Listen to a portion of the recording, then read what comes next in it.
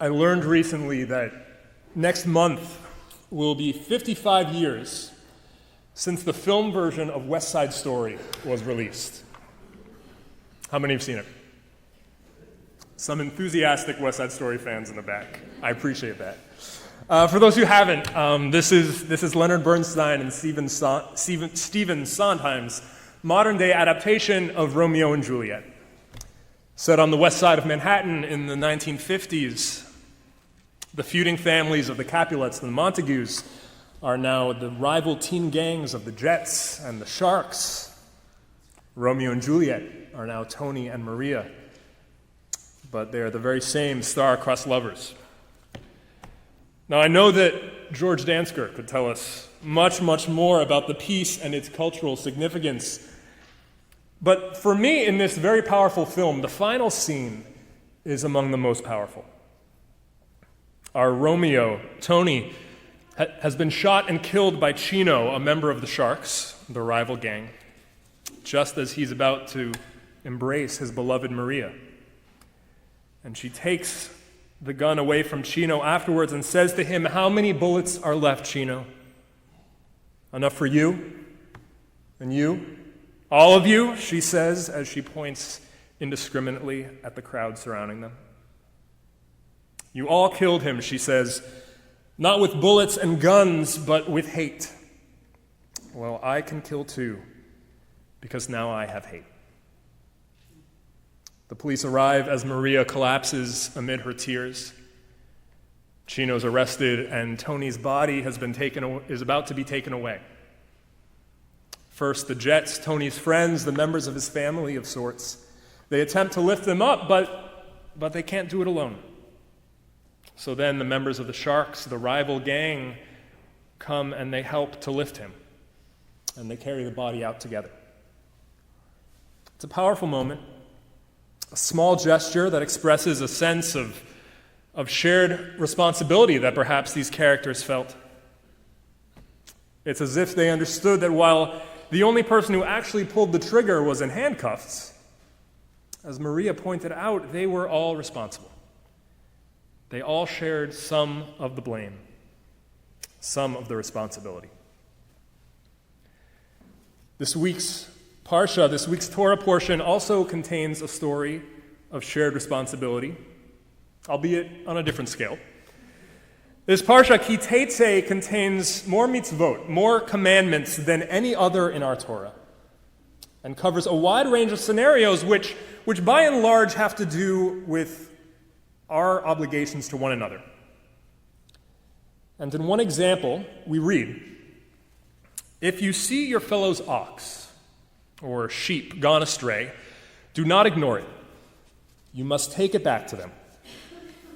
Now, if your fellow does not live near you, or you don't know who the owner is, you shall bring it home with you, and it shall remain with you until your fellow claims it.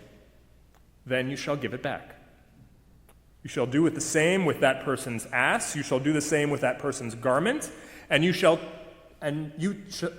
so too shall you do with anything that your fellow loses and you find. You shall not remain indifferent." You could say that what we have here are the rules and ethics surrounding lost and found. And for those of you who've done camp pickup at the end of the summer, you know that lost and found could use a few rules. But, of course, this is about so much more than that. God says that if you find something lost that isn't yours, it's your obligation to keep it safe until the owner can claim it. It doesn't matter if you know who the owner is or if you have no way of possibly knowing. The Torah tells us that not only are we compelled to look out for one another, but that part of what it means to be a Jew in the world is that when something happens in our midst, we are obligated to act because we share a certain degree of responsibility. What happens to you also happens to me. Your problem is my problem. The Torah says we cannot remain indifferent.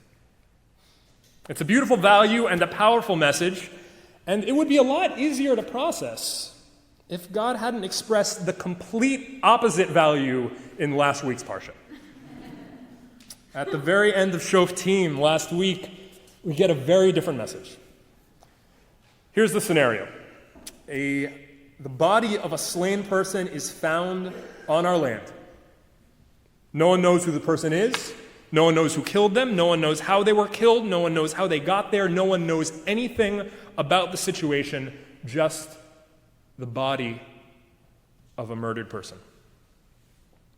Now, one would think that if we're commanded to safeguard the garment of someone we've never met before, if we're supposed to have instilled in us the value that we are responsible for one another, and we share a certain amount of responsibility when something goes amiss in our midst, then surely we're instructed similarly when dealing with a person who's been killed.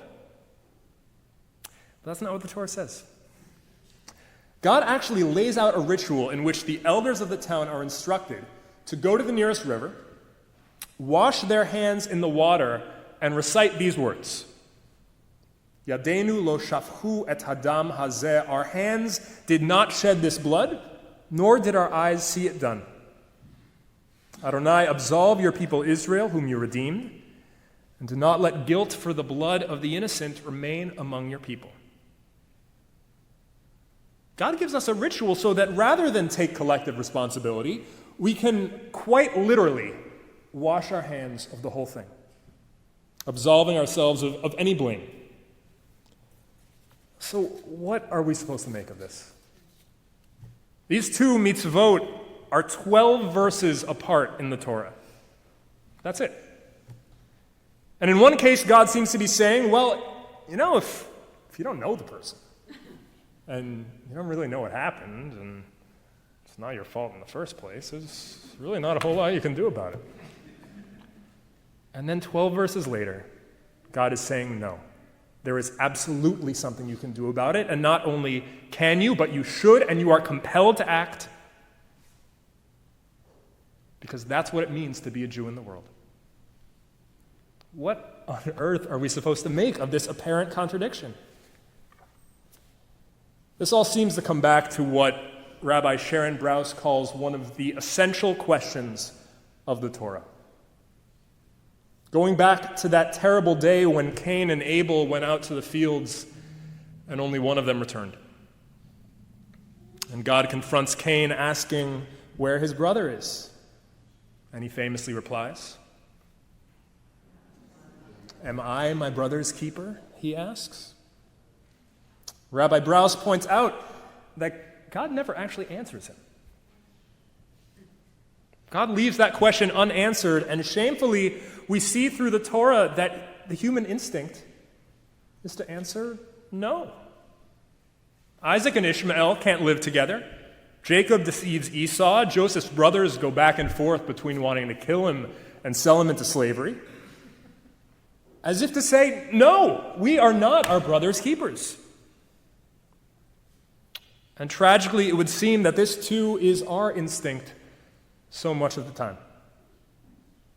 Perhaps it's been moments of turning away from those in need, or avoiding someone who needed help simply because they made us uncomfortable, or ignoring crucial causes that plague our society when more than any generation before us we have the ability to make real and meaningful change. Who among us hasn't remained indifferent in moments when we should have taken action, or found ways to justify washing our hands of collective responsibility?